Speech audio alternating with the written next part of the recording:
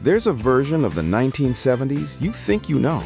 Led Zeppelin, Aretha Franklin, Santana, Eric Clapton. Songs so embedded in the culture that they feel like facts, like they were always there, always belonged to the people who made them famous. But here's what the decade doesn't tell you up front. Some of the biggest songs of the 1970s weren't written by the artists who made them famous.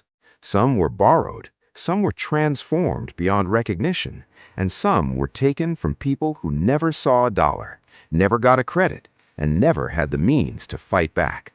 This isn't about covers. Everyone knows covers. This is about something older and stranger, the gap between who gets remembered and who gets forgotten, between whose name ends up on the record and whose name ends up nowhere at all. 7 songs, 7 stories, and by the end, you might hear the 1970s a little differently than you did before. Stairway to Heaven is, by most measures, the most played song in the history of FM radio. It has generated over $500 million in royalties. When it was released in 1971, it wasn't even put out as a single. If you wanted it, you had to buy the whole album. And still, radio played it relentlessly for decades until it became less a song and more a permanent feature of the air itself. So when someone stood up and said that opening, that delicate, descending acoustic guitar figure that every teenager with a guitar has tried to learn wasn't entirely original, it was always going to be a fight. The band Spirit released an instrumental called Taurus in 1968. It was written by guitarist Randy California. The song opens with an arpeggiated acoustic guitar pattern that moves in a descending chromatic line, the same basic motion that opens Stairway to Heaven. Spirit and Led Zeppelin had crossed paths directly. They shared bills in the late 1960s. Jimmy Page was known to own a copy of the Spirit album that contained Taurus. Randy California spent years raising the issue. He said in interviews that it was a sore point, that Led Zeppelin had made millions on something that began with his idea, and that no one had ever said thank you or offered to pay for it.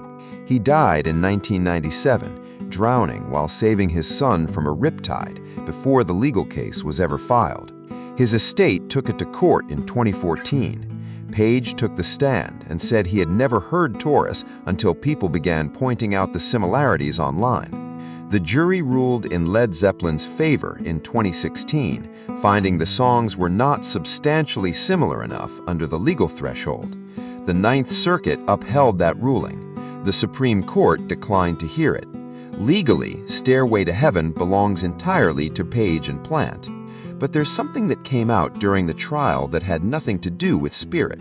Page admitted under oath that the story of writing Stairway to Heaven at the remote Welsh cottage Bronner, the romantic origin story the band had allowed to circulate for decades, was not true. The song was pieced together on the road and in the studio, assembled in the more ordinary way that most songs are made. The jury made its decision. The courts agreed. What you do with the rest of it is up to you. Whole Lotta Love, Led Zeppelin. If the Stairway to Heaven case ended in acquittal, this one did not. Whole Lotta Love was released in 1969 on Led Zeppelin II. It opens with one of the most recognizable riffs in rock history, a hard-hammering, distorted guitar figure that Jimmy Page constructed himself. That part is his. What wasn't his were the words. Willie Dixon was a bassist, composer, and songwriter who spent decades at Chess Records in Chicago writing songs for the architects of electric blues, Muddy Waters, Howlin' Wolf, Little Walter. He was one of the most important figures in American music, and his fingerprints are on records that shaped everything that came after. In 1962, Muddy Waters recorded a song called You Need Love, written by Dixon. Robert Plant, years later, acknowledged what happened plainly. When it came time to lay down vocals over Page's riff, he reached for what he knew. I just thought, well, what am I going to sing? Plant told a journalist in 1990. That was it, a nick, now happily paid for. You only get caught when you're successful. That's the game. Dixon sued in 1985. The case settled out of court in his favor. Subsequent pressings of Whole Lotta Love credit Dixon as co-writer. The riff was Page's. The song was a Zeppelin creation, but the voice that made it iconic was singing someone else's words, and for 16 years, Willie Dixon's name wasn't on it. What makes this entry sit differently from the first one is Plant's own testimony. He didn't deny it. He named it clearly, a nick, and acknowledged the transaction, however belatedly. That's rare enough to be worth noting, and it still took a lawsuit to make it happen. Respect, Aretha Franklin. This one is different in almost every way. Otis Redding wrote and recorded Respect in 1965. His version is a man addressing his partner, demanding acknowledgement when he comes home, having given everything he has. The tone is assertive but domestic. The power in the original is Redding's voice, but the perspective is possessive. It's a man asking for what he feels he's owed. Aretha Franklin recorded her version in 1967. It was released as a single and reached #1 on the Billboard Hot 100, where it stayed. It won 2 Grammy Awards. It became one of the defining songs of both the feminist movement and the civil rights movement simultaneously. What Franklin did to the song wasn't a cover in the conventional sense. She rewrote it from the inside. She added the famous R-E-S-P-E-C-T spelling. She added the call and response vocals with her sisters. She changed the song's perspective from a man demanding recognition to a woman claiming it and not asking. The word respect in her version lands differently in every single syllable. Redding heard what she had done to his song and reportedly said she had stolen it from him. He said it without malice. He said it the way you might say it about something you admired, even as it left your hands. He performed it live afterward, but acknowledged it had become hers. He died in a plane crash in December 1967, 6 months after Franklin's version was released. The song is in the Rock and Roll Hall of Fame. The Recording Industry Association of America named it the most important song of the 20th century. Otis Redding wrote it.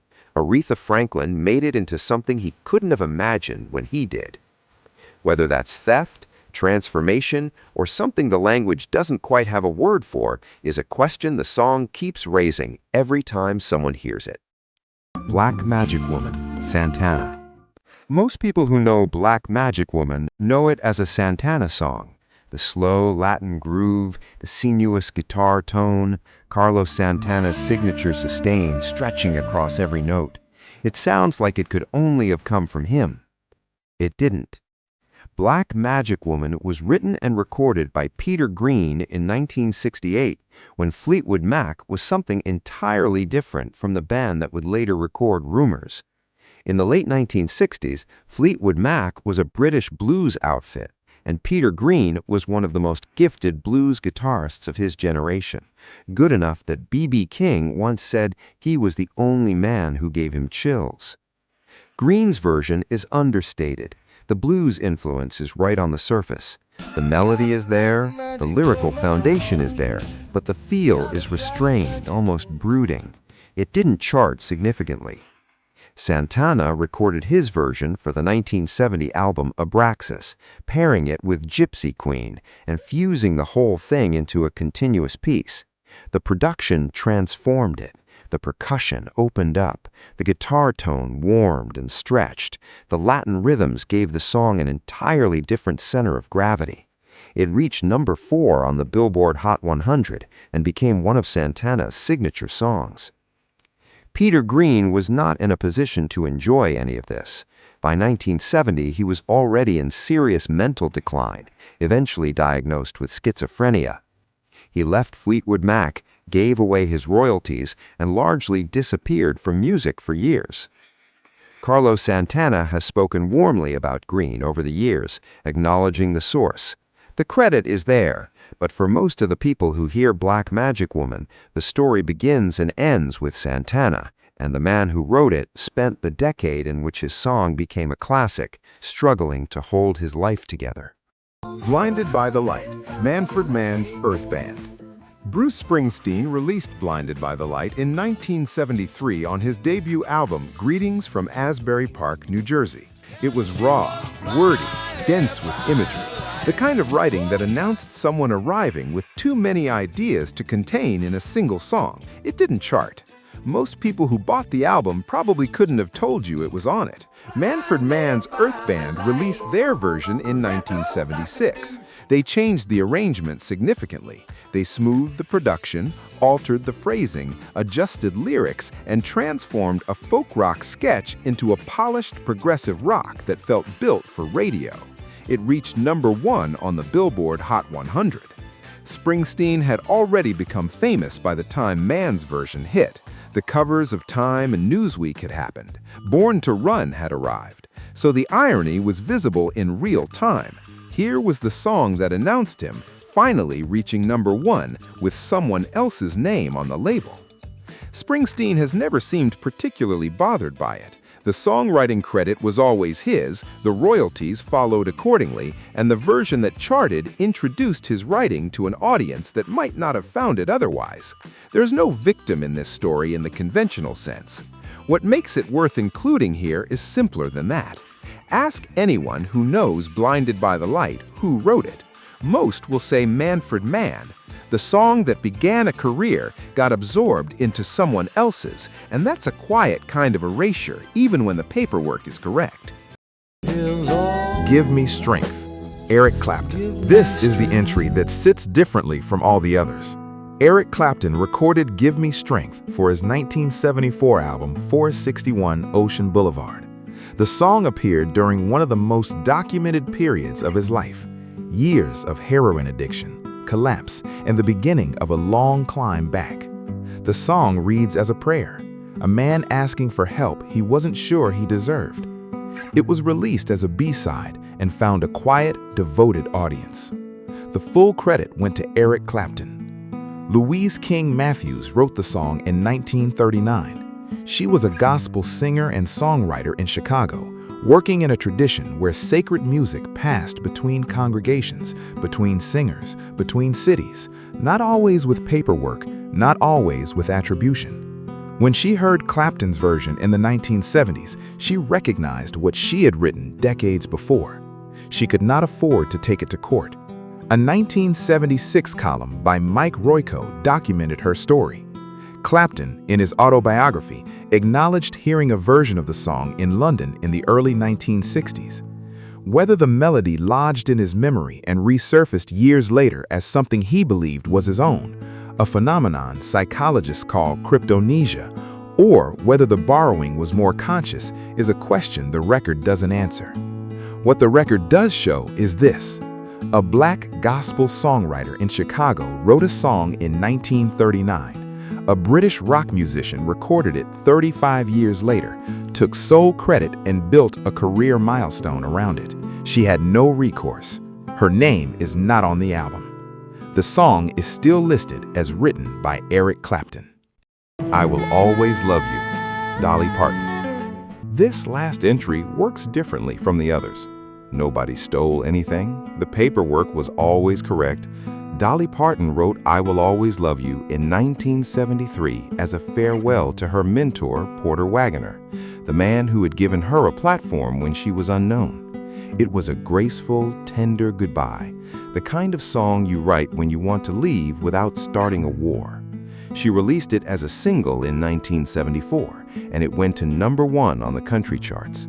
She owned it. She has always owned it.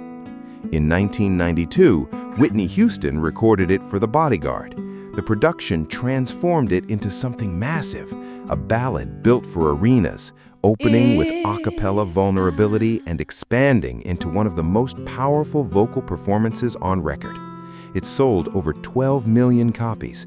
It became the best-selling single by a female artist in history at the time. It won a Grammy. And something happened that no one planned and no one could have stopped. The song became Whitney Houston's in the public imagination. Not legally, not on paper, but in the way that matters for how culture works, in the minds of the people who hear it. Ask someone under 40 who wrote I Will Always Love You. Most will hesitate. Parton received the royalties. She has said more than once that Houston's version made her enough money to buy Graceland. And she jokes about it because that is her way. But underneath the joke is a real thing. The woman who wrote the song, who bled something real into it, who sang it as a genuine goodbye, watched it become someone else's signature. No crime was committed. The credit is there if you look, but erasure doesn't always require a theft. 7 songs. 7 different kinds of distance between who made something and who got the credit for it. Some of these stories ended in courtrooms. Some ended in settlements, in belated credits, in amended liner notes. Some never ended at all. The names still missing, the royalties still flowing in the wrong direction, the original versions still buried beneath the weight of the famous ones. What connects them isn't malice necessarily. It's something older than that. The way music moves across genres, across oceans, across generations has always outpaced the systems designed to track ownership. Blues passed into rock, gospel passed into pop. Songs traveled from Chicago church halls to London recording studios to the top of the Billboard charts, and somewhere along the way, the original signature got lost. Or didn't get lost, got removed. The 1970s produced some of the most iconic music in history. That's not in question. But behind several of those iconic songs are quieter stories of a gospel writer in Chicago who couldn't afford a lawyer, of a guitarist who wrote something beautiful before his mind gave way, of a country songwriter who watched her most personal song become someone else's anthem. The music didn't change. What changes is what you hear when you know where it came from.